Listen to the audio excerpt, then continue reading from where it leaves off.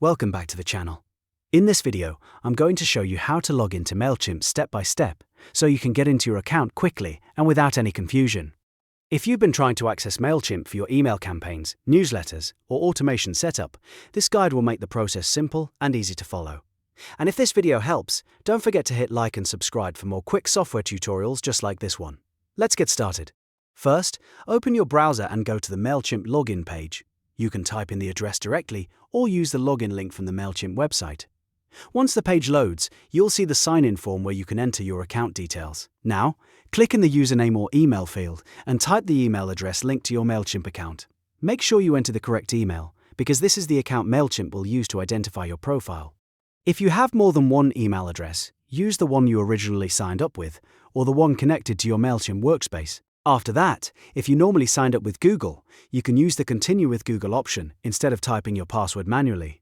This is a faster way to log in if your Mailchimp account is connected to your Google account. Just click the button and let Mailchimp redirect you to the Google sign-in screen. On the Google page, you may need to select the correct account from the list.